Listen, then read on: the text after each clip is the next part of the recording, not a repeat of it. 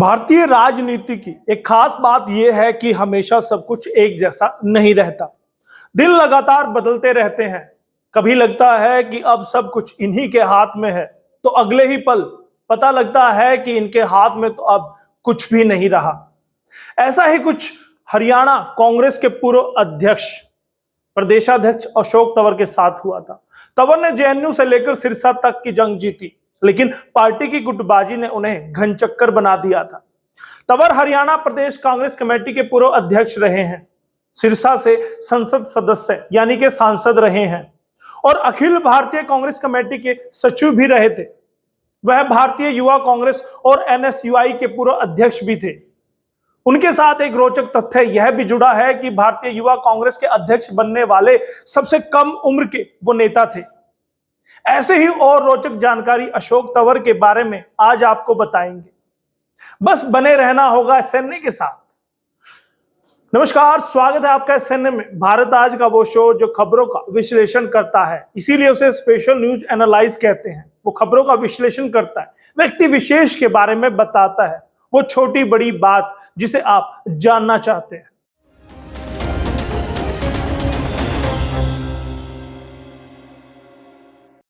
अशोक तंवर का जन्म हरियाणा के झज्जर जिले के चिमनी गांव में दिलबाग सिंह और कृष्णा राठी एक किसान परिवार में हुआ था। अशोक तंवर की शुरुआती पढ़ाई दिल्ली में हुई। आगे की पढ़ाई के लिए विषय इतिहास और जगह जवाहरलाल नेहरू विश्वविद्यालय चुनी, यानी कि जेएनयू। जेएनयू में अशोक ने एमए, एमफिल और इतिहास में ही पीएचडी कर ली। अशोक तंवर ने जेएनयू में सिर्फ पढ़ाई नहीं की, बल्कि कैंपस की हवा में घुली राजनीति को भी समझा। कांग्रेस का खेमा चुनकर सियासत शुरू कर दी। पहले वे एनएसयूआई से जुड़े। उनकी राजनीतिक समझ छात्रों को इकट्ठा करने की काबिल तारीफ थी। इसीलिए वह जेएनयू के छात्र संघ अध्यक्ष पद पर चुनाव भी लड़ गए। हालांकि उन्हें जीत हासिल नहीं हुई, पर यह उनके लिए काफी फायदेमंद रहा। तंवर 1999 में एनएसयूआई के राष्ट्रीय सचिव बने और इसके 4 साल बाद उन्हें कांग्रेस के इस छात्र विंग का अध्यक्ष बना दिया गया। उन्होंने अपनी जिम्मेदारी शानदार ढंग से निभाते हुए जेएनयू में वामपंथी वर्चस्व को ध्वस्त करते हुए एनएसयूआई को लगातार 2 बार जीत दिलाई। इस कारनामे के बाद एनएसयूआई का ग्राफ देश के कई और विश्वविद्यालयों में भी ऊपर उठा। उन्होंने पार्टी में अनुशासन बरतने पर विशेष जोर दिया था। अशोक तंवर के लिए 2005 कई मायनों में खास रहा। इसी साल कांग्रेस में उनका प्रमोशन हुआ और उन्हें युवा कांग्रेस का राष्ट्रीय अध्यक्ष बना दिया गया। इसी साल जून के महीने में ललित माकन की बेटी अवंतिका माकन के साथ वो परिणय सूत्र में बंध गए। उनके 3 बच्चे हैं, 2 बेटे और 1 बेटी, अनिरुद्ध, आदिकर्ता और अभिस्तादा। देश के पूर्व राष्ट्रपति शंकर दयाल शर्मा अवंतिका के सगे नाना हैं। यूथ कांग्रेस के अध्यक्ष बनाए जाने के बाद अशोक तंवर ने पार्टी को आगे ले जाने के लिए खूब मेहनत की। साल 2009 में कांग्रेस के आला कमान ने उन्हें हरियाणा के सिरसा लोकसभा सीट से बतौर प्रत्याशी उतारा। कांग्रेस ने यह फैसला तब किया जब चुनाव में महज 1 महीने का वक्त था। तंवर ने चुनाव लड़ा और इंडियन नेशनल लोकदल के प्रत्याशी डॉक्टर सीताराम को 35,499 मतों के अंतर से हरा भी दिया। यह जीत इसलिए भी खास रही क्योंकि सिरसा प्रदेश के महत्वपूर्ण नेता ओम प्रकाश चौटाला का गृह जिला है, यानी कि उनका गढ़ है, और उन्हीं के गृह जिले में उनकी ही पार्टी को शिकस्त देना कोई छोटी मोटी बात नहीं थी। 2009 में लोकसभा चुनाव जीतने के बाद पार्टी में उनका कद बढ़ गया। राहुल गांधी के करीबी होने के कारण हरियाणा की जिम्मेदारी उन्हें सौंप दी गई। साल 2014 का हरियाणा विधानसभा चुनाव उनके नेतृत्व में लड़ा गया, पर उनकी काबिलियत पर मोदी लहर का भारी असर पड़ा और भारतीय जनता पार्टी ने प्रदेश में पहली बार अपनी सरकार बनाई। 2014 के लोकसभा और विधानसभा चुनाव में हार के बाद तो अशोक तंवर का विरोध नहीं हुआ, पर इस साल जो लोकसभा के चुनाव थे, प्रदेश में एक भी सीट ना आने की वजह से उनका खुलकर विरोध शुरू हो गया। प्रदेश कांग्रेस में 2 गुट बन गए। एक गुट पूर्व मुख्यमंत्री भूपेंद्र सिंह हुड्डा के साथ चला गया, तो दूसरा अशोक तंवर के साथ। कहा जाता है कि राहुल गांधी के खास होने के कारण वह कांग्रेस के प्रदेश अध्यक्ष तो बने रहे, लेकिन जैसे ही सोनिया गांधी ने कांग्रेस के राष्ट्रीय अध्यक्ष की कुर्सी संभाली, उन्होंने अशोक तंवर को जिम्मेदारी से मुक्त कर दिया। कुमारी शैलजा को प्रदेश की कमान मिली। अब उन्हीं के नेतृत्व में चुनाव लड़ा जाना था।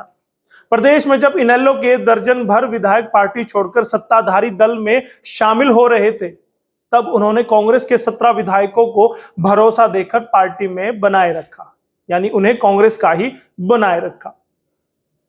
वह वक्त भी आया जब कांग्रेस को अलविदा कह गए अशोक तंवर। बता दें कि 2019 में हरियाणा में टिकट बंटवारे में कांग्रेस पार्टी के हुड्डा गुट के लोगों को ज्यादा टिकट दिए गए, जबकि अशोक तंवर गुट को बहुत कम लोगों को टिकट दिया गया। टिकट बंटवारे से नाराज होकर अशोक तंवर ने कांग्रेस पार्टी से त्याग पत्र दे दिया। इसके बाद बुरी तरह बिफरे अशोक तंवर अपने समर्थकों के साथ उसी रोज देर शाम सोनिया गांधी के आवास के बाहर प्रदर्शन शुरू करने लगे। फिर उनके तमाम शुभ चिंतकों को लगा कि तंवर ने यह सब सही नहीं किया, क्योंकि गांधी परिवार उन्हें इतने सालों तक अपना समर्थन देता रहा था। इससे पूर्व उन्हें अपने और हुड्डा समर्थकों के बीच झड़प में चोटें भी आई थी। वो सब आपको याद होगा जब वे लोग वर्ष 2016 के दौरान किसान यात्रा खत्म करने के बाद दिल्ली लौट रहे राहुल गांधी का स्वागत करने वहां जमा थे, जिसमें खून से सने अशोक तंवर और उनके साथियों की फोटो अगले दिन अखबारों की हेडलाइन बनी थी। अंततः तंवर ने हरियाणा विधानसभा चुनाव 2019 से ऐन पहले ही कांग्रेस छोड़ दी और उसका विधानसभा चुनाव में कांग्रेस की संभावनाओं पर किस हद तक असर देखा गया, क्योंकि विरोधियों ने इस वाक्य को अनुसूचित जाति से आते उभरते युवा नेतृत्व के साथ कांग्रेस की नाइंसाफी माना और जिसका असर 2019 के चुनाव में देखा गया। जो भी हो, यह सब स्वयं तंवर के लिए भी घातक साबित हुआ, क्योंकि 5 साल से अधिक समय तक प्रदेश की राजनीति में छाए रहने वाला ये युवा अचानक कहीं का नहीं रहा। लेकिन अशोक तंवर ने आस नहीं छोड़ी और प्रदेश विधानसभा चुनाव 2019 में दुष्यंत चौटाला की जजपा के कुछ प्रत्याशियों को समर्थन का ऐलान कर दिया, जिससे उन्हें कुछ लाभ भी हुआ। विशेषकर जिला फतेहाबाद के हल्का टोहाना में, जहां जजपा के प्रत्याशी दविंदर सिंह बबली, जो मौके पर हरियाणा भाजपा के प्रदेशाध्यक्ष सुभाष बराड़ा को हराकर आज सरकार में पंचायत मंत्री है। पंचायत मंत्री देवेंद्र बबली पहले से कांग्रेस में अशोक तंवर के काफी करीबी माने जाते थे, उनके साथ काफी अच्छे संबंध थे। इसी नाते उन्होंने जेजेपी के उम्मीदवार बबली को समर्थन किया। तब तंवर ने दुष्यंत चौटाला की जननायक जनता पार्टी को समर्थन का ऐलान किया। हालांकि अशोक तंवर ने यह भी साफ किया था कि वे दुष्यंत चौटाला की पार्टी में शामिल नहीं हो रहे हैं, सिर्फ उनको समर्थन दिया है।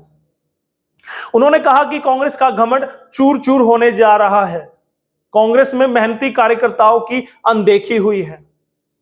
तंवर ने कहा कि सारी पार्टियों ने उन्हें फोन किया, भाजपा के लोग भी आए, लेकिन हमने निर्णय नहीं लिया था कि हम धक्के से किसी का समर्थन नहीं करेंगे। यदि किसी को समर्थन मांगना है तो खुले में मांगो, हम जरूर देंगे। दुष्यंत ने समर्थन मांगा तो उन्हें समर्थन दे रहे हैं। फिर किया अभय का समर्थन। इलाहाबाद उपचुनाव 2021 में तंवर ने इनेलो के अभय सिंह चौटाला का समर्थन किया, लेकिन उनके समर्थक चाहते थे कि वे किसी मुख्य धारा वाली पार्टी का दामन थामे। फिर उन्होंने ऐसा भी किया।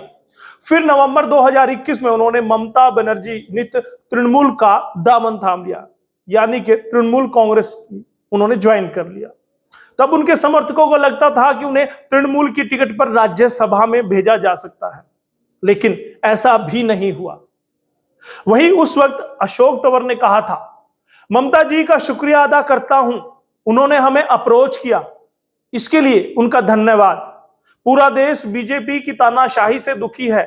मैंने सार्वजनिक जीवन में लंबा वक्त गुजारा है। देश में इस समय एकमात्र नेतृत्व ममता बनर्जी है। टीएमसी पूरे देश को नया विजन दे रही है। अब आप सोचेंगे कि तृणमूल को ज्वाइन करने के बाद उन्होंने उस पार्टी को छोड़ दिया, क्योंकि शायद उनको वहां भविष्य नहीं दिखाई दिया। उसके बाद आज आप उनको आम आदमी पार्टी यानी आपके नेता के तौर पर जानते हैं। फिर कैसे जुड़े आपसे, ये भी जान लीजिए। 2022 में पंजाब में आपकी जबरदस्त जीत ने अरविंद केजरीवाल की पार्टी आम आदमी पार्टी के लिए पड़ोसी राज्य हरियाणा के नेताओं में एक नई आशा दिखाई देने लगी थी। उसी को देखते हुए अशोक तंवर ने आम आदमी पार्टी के साथ जुड़ने का फैसला किया। यह फैसला उनकी प्रदेश की राजनीति में नए रास्ते खोलने का सबब साबित हो सकता है। यह भी हो सकता है कि इससे उनके राजनीतिक सफर की दशा ही तय हो जाए। लेकिन अभी तक आम आदमी पार्टी में आने के बाद कोई बड़ी जिम्मेदारी अशोक तंवर को ना मिलना भी अपने आप में एक बड़ा सवाल है। अब देखना होगा कि क्या आम आदमी पार्टी कोई बड़ी जिम्मेदारी अशोक तंवर के कंधों पर देती है या नहीं। आपको बता दें कि यहां भी उनकी राह में कुछ बड़े नाम रोड़ा अटका सकते हैं। हाल फिलहाल में प्रदेश अध्यक्ष के तौर पर भी उनके नाम की सुगबुगाहट सुनने को मिली थी, जब अशोक तंवर ने बताया था अपनी जान को खतरा। बात 2022 में की है। 2022 में आम आदमी पार्टी के नेता अशोक तंवर ने अपनी जान को खतरा बताकर हाई कोर्ट से सुरक्षा की गुहार लगाई थी। तंवर ने 31 दिसंबर 2021 के उस आदेश को भी रद्द करने की गुहार लगाई है जिसके तहत उन्हें मिली सुरक्षा को वापस ले लिया गया था। कोर्ट को बताया गया कि वर्ष 2009 से 2014 के दौरान याचिकाकर्ता को दिए गए सुरक्षा कवर में 8 से 10 सुरक्षाकर्मी और एक पायलट जिप्सी शामिल थे, यानी कि इतने सुरक्षा गार्ड अशोक तंवर की सुरक्षा करते थे। उन्होंने आगे बताया जिसे 2015 में संख्या कम करके केवल 2 सुरक्षा गार्ड रख दिए गए। याचिका के अनुसार दिसंबर 2016 में दिल्ली में उस पर जानलेवा हमला हुआ था, यानी कि 2016 में हुड्डा गुट के द्वारा अशोक तंवर पर जो हमला किया गया उसका हवाला दिया गया था। तो यह थी अशोक तंवर की अभी तक की सियासत सरगर्मियां।